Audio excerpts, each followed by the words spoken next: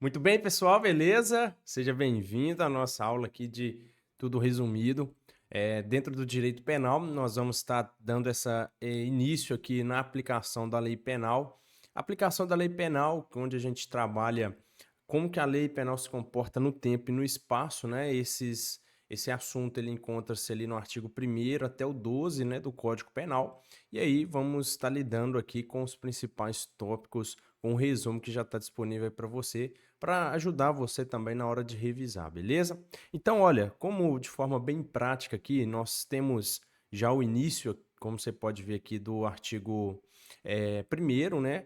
Onde eu coloquei aqui, eu não venho trazendo para você os artigos, mas o mais importante para você é localizar, mas não deixa de ler os artigos, de ouvir aí, né, a lei, os artigos, sempre é bom você estar em repetição. Então vamos lá, a primeira coisa que a gente vai trabalhar é a formação da lei, né?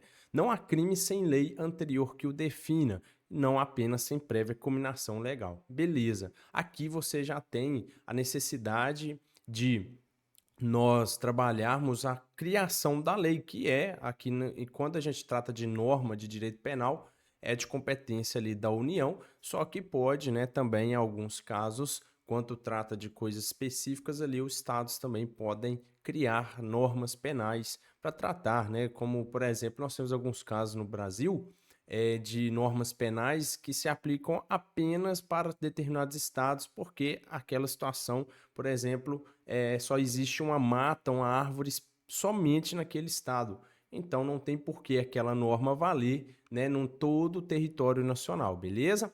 Então, lembra do seguinte: se eu quero punir, eu quero que haja uma punição, eu preciso ter uma norma, correto? E a partir dessa norma, então, que eu posso falar nessa punição, posso falar no acontecimento do crime e assim o Estado realizar a sua persecução penal, beleza? Então, se você pratica uma conduta onde ela não existe nada e não existe nada, por exemplo, você praticar o adultério. O adultério não tem no código, não tem na lei falando ali que é crime, beleza? Então é chamado de fato atípico. Logo, se amanhã eles criarem uma lei que pune o adultério como crime, você não pode ser punido por isso, porque não há crime sem lei anterior que o defina e também não há pena sem prévia cominação legal. Olha só que bacana. Então isso aí você tem que dominar com tranquilidade. Então vamos voltar aqui. Disso nasce alguns princípios, né?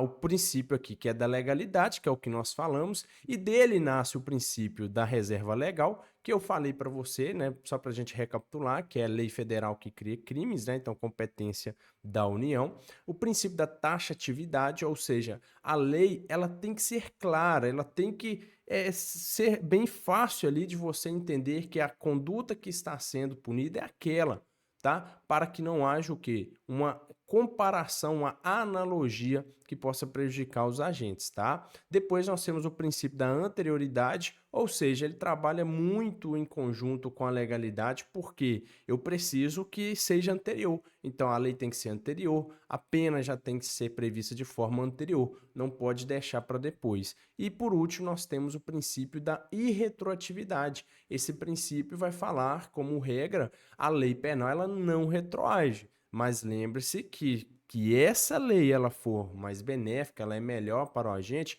logo ela vai retroagir, beleza? Então vamos dar continuidade. Aí eu deixei para você aqui esse quadro comparativo das legislações, tá? Nós temos essas quatro hipóteses. Ou você tem uma lei nova, né, que cria um crime, um novo tipo penal incriminador, uma nova lei que ela vai alterar aquele tipo penal, ela não cria, mas ela simplesmente ela está aqui trazendo uma situação pior, por exemplo, uma causa de aumento de pena.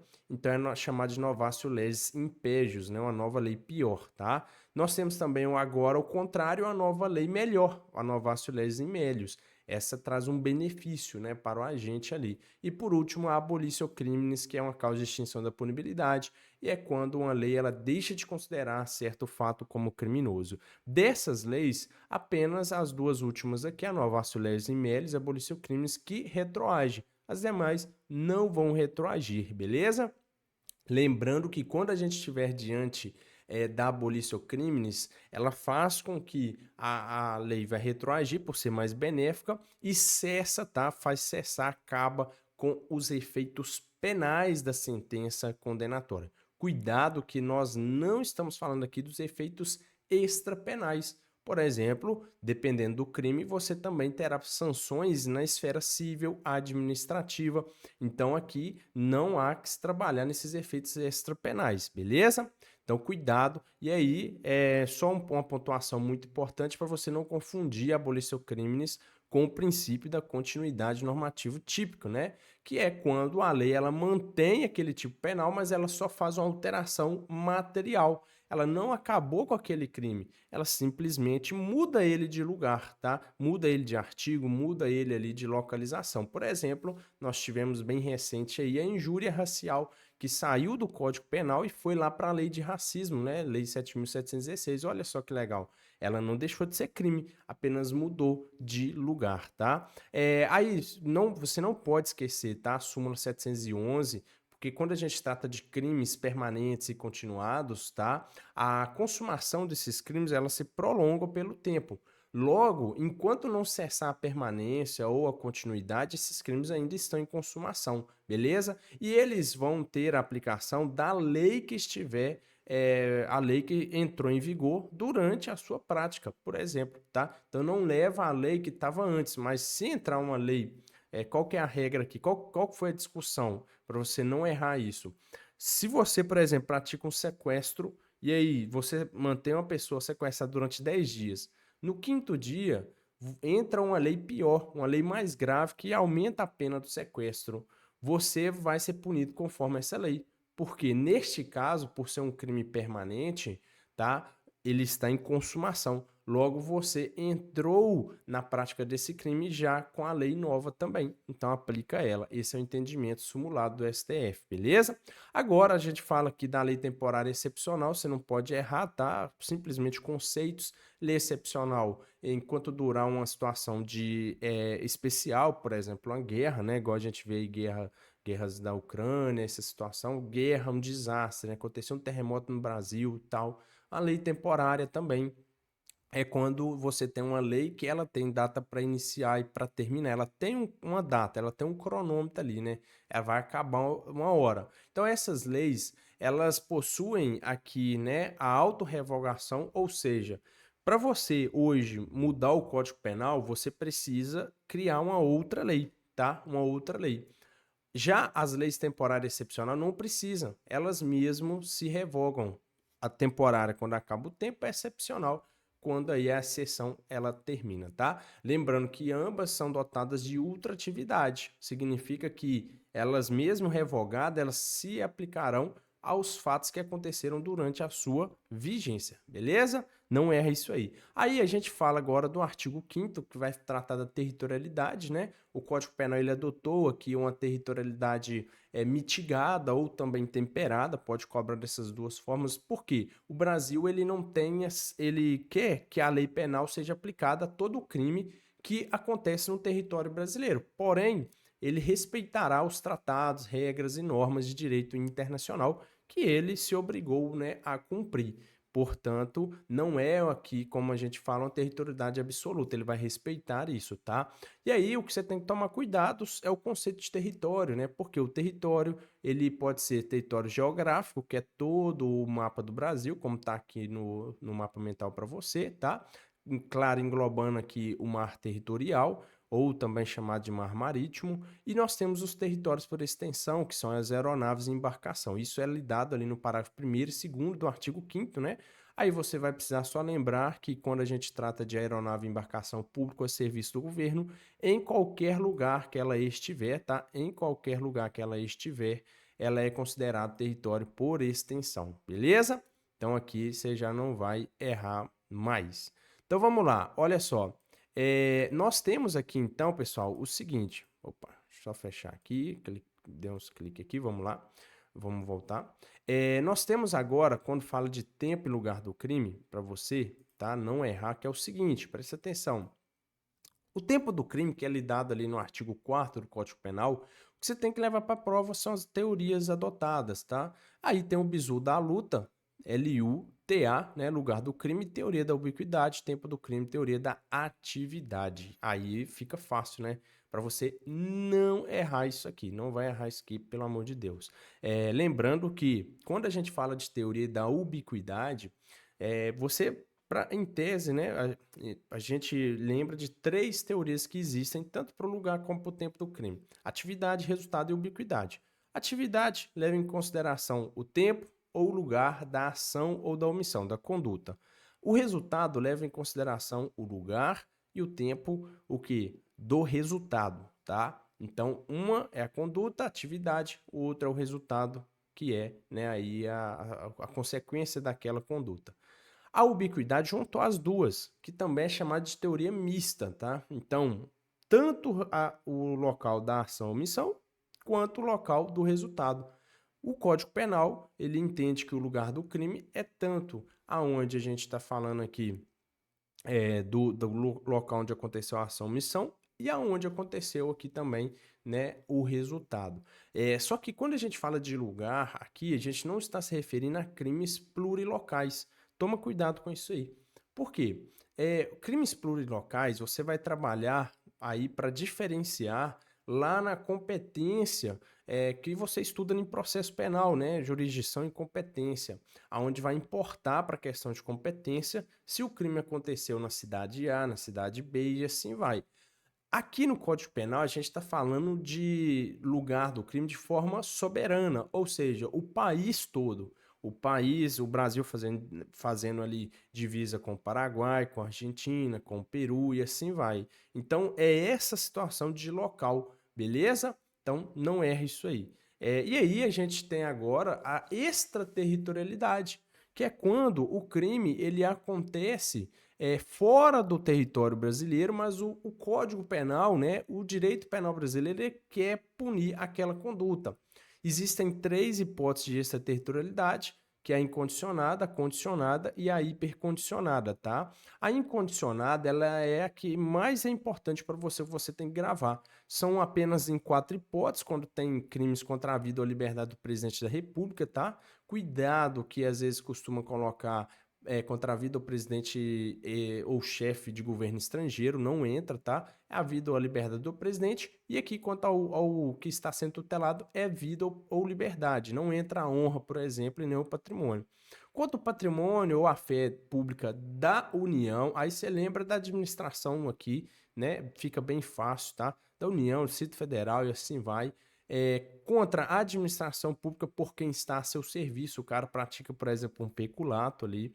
O genocídio, quando o agente for brasileiro, ou então se ele é domiciliado no Brasil. Essas 4 hipóteses são chamadas de incondicionado porque não tem uma condição, não há requisito. Então, o Brasil quer punir ele. E para essa situação, lembra do seguinte, tá? Nós temos ali o artigo 8º que fala que mesmo que esse agente ele tenha cumprido pena, tá? Imagina então o cara que praticou o genocídio lá fora, ele cumpriu pena lá fora. Quando ele voltar para o Brasil vai punir ele de novo, porque é uma hipótese de extraterritorialidade o quê? Incondicionada. Então, não importa se ele foi absolvido, foi punido lá, o Brasil vai punir ele aqui novamente. E aí o artigo 8º traz pra gente a regrinha da SIDA. O que que significa isso? Quando a pena cumprida no estrangeiro, quando ela foi cumprida no estrangeiro, ela vai atenuar a pena imposta no Brasil pelo mesmo crime, tá? Então atenua a pena e quando for diverso, é computado se quando idênticas, né? Então assim, ou seja, a pena cumprida no estrangeiro atenua a pena imposta no Brasil pelo mesmo crime quando diversas, ou nela é computada quando idênticas. Quando fala disso, de idêntico ou diversa, não está querendo dizer em quantidade, mas sim em razão de natureza. Ou seja, se o cara cumpriu uma pena privativa de liberdade lá fora e aqui ele é condenado a outra pena privativa de liberdade, logo é idêntica, tá? É a mesma natureza. Então será computada, ou seja, vai abater. Agora, se é diversa, é uma pena de multa ou restritiva de direito e aqui uma pena privativa de liberdade, então elas são diversas, logo vai atenuar, ou seja, vai diminuir a pena, não abate, ela diminui, é uma atenuação, é uma causa aqui de diminuição de pena, beleza? E aí nós temos aqui a extraterritorialidade condicionada, que você, né, é bom só dar uma olhada mesmo para não errar. Elas têm vários requisitos, tá? Então o cara tem que entrar no território nacional, o fato tem que ser punível também lá no país e aqui, o crime tem que estar incluído ali no rol de crimes que autorizam, né, a extradição. Ele não pode, por exemplo, ter sido punido ou absolvido lá. Não pode, tá? Agora é diferente. E também ele não pode ter sido lá extinta a punibilidade dele. A hipercondicionada são casos em que o Brasil quer punir um estrangeiro que praticou um crime contra o brasileiro fora do Brasil. Então tem que obedecer todos os requisitos aqui da condicionada, que são 5, e ainda tem que ter mais 2, que não foi pedida ou negada a extradição, e tem que ter requisição do ministro da Justiça, tá? Então, olha só, é muita coisa. E aí, nós temos as regras gerais que se aplicam ao Código Penal, né? A respeito da homologação de sentença estrangeira. Então, tem uma sentença estrangeira. O Código Penal fala que a sentença estrangeira ela só pode ser aplicada aqui no Brasil se ela tem produz na mesma espécie as mesmas consequências. Então tem que trazer as mesmas consequências. Então não tem como, por exemplo, o Brasil cumprir uma pena de morte aqui. Não pode, porque não tem pena de morte no Brasil como regra, né? Então só sobra ali mesmo obrigar o condenado a reparar o dano, tá? Ou restituir alguma coisa, ou então sujeitar ele a medida de segurança, tá? Outra coisa, você não pode errar. O Código Penal ele tem uma contagem de prazo, né? Os prazos penais, onde será incluído o dia do começo e exclui o final, tá? Ou seja, pensa então comigo, vamos colocar que você tem um prazo de 5 dias. E vamos imaginar que hoje é dia 10, beleza. Se eu te falar que o prazo é de 5 dias, então, você vai falar que acaba dia 15, não é? Não, mas não é assim. Você conta o dia primeiro. Então, você vai contar dessa forma: 10, 11, 12, 13, 14, tá vendo? Então, inclui o primeiro e exclui lá o 15, tá? Então, não é a mesma conta que na matemática comum, beleza? Então, o dia do começo é incluído no conta do prazo. Então, você vai contar lá 10, 11, 12, 13, 14. É assim que conta o prazo, beleza? Porque se você fosse contar normal, você está no dia 10, então você contaria 11, 12, 13, 14, 15, não é? Essa é a matemática, mas não é assim. Então, se você for preso, por exemplo, no dia 10, vai contar aquele dia para prisão, tá? Mesmo que você tenha sido preso ali, faltando 1 hora para virar o dia, não importa, tá? Outra coisa que nós temos aqui são as frações não computáveis em pena, né? Onde nas penas privativas de liberdade e nas penas restritivas de direitos são ali desprezado as frações de dias. O que é uma fração de dia? Horas. Ou seja, um dia tem 24 horas. Então, a fração de dia são as horas e as penas de multas são ali desprezadas as frações de cruzeiro. Como no Código Penal é antigo, né? É lógico que vai estar em real, mas na prova, se cobrar cruzeiro também não tem problema.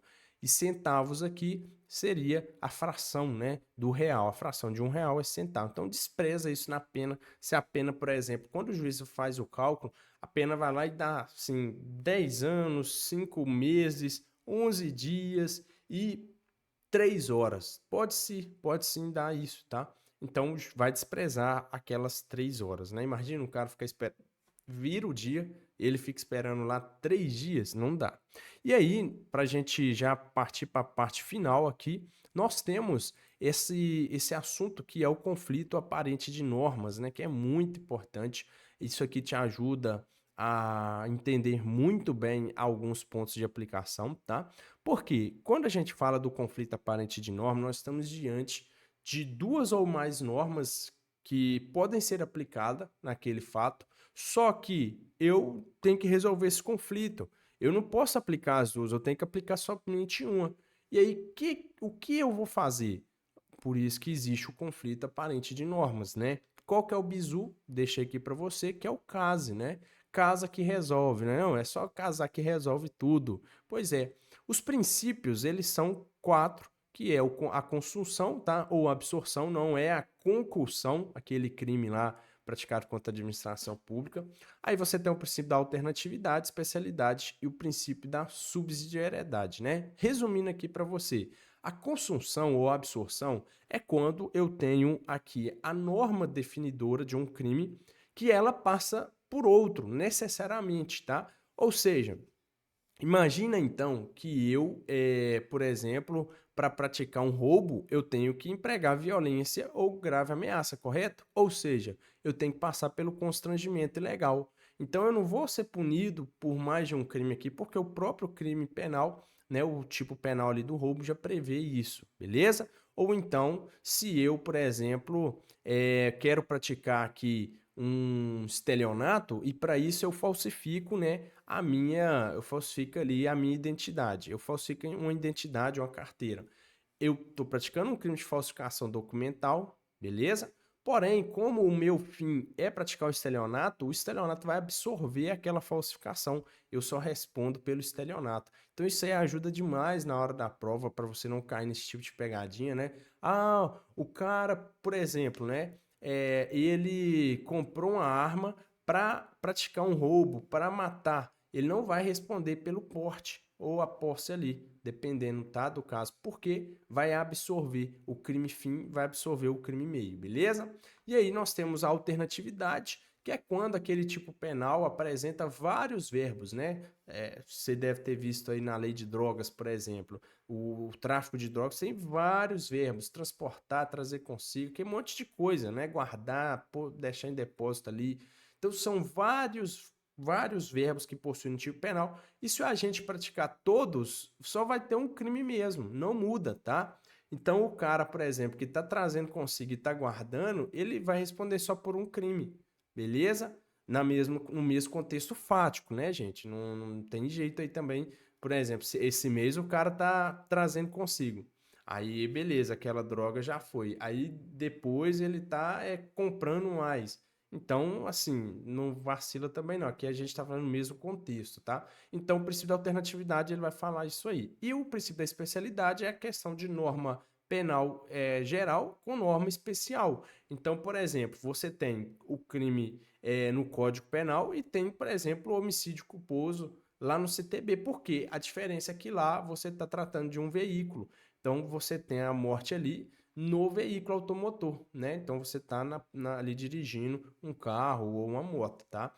Assim como o ECA também tem crimes especiais, né? Então aqui você vai levar em consideração a norma especial, ela vence, né? Então ela sempre vai vencer. E por último, a subsidiariedade é quando aquele crime, você já deve ter visto assim, ó, salvo se não fazer parte de outro tipo penal, se não fazer o elemento, né? Ou seja, você tem, por exemplo, o constrangimento legal em relação ali ao estupro, né? Você vai constranger a pessoa mediante violência ou grave ameaça a praticar com você conjunção carnal. Então, assim, o próprio crime de constrangimento legal, ele já pode fazer parte de outro tipo penal, tá? Então ele é uma norma subsidiária, ou seja, é como se fosse um reserva. Se ele não está, né, se não primeiro configura aquele crime principal, aí que eu vou olhar esse crime subsidiário. E aí, por último, nós temos aqui a progressão criminosa, né, e o crime progressivo, que fazem parte lá da consunção, né, ou absorção, tá? Então, aqui no caso, a progressão criminosa e crime progressivo parece muito, né? O nome é muito parecido, mas são coisas diferentes, tá? Quando eu estou falando de progressão criminosa, você tem uma mudança no comportamento do agente. Ou seja, ele quer praticar um crime, depois ele muda. É assim, entendeu? Ou seja, quando eu falo de progressão criminosa, imagina que eu tô querendo só lesionar a pessoa. Quero só lesionar.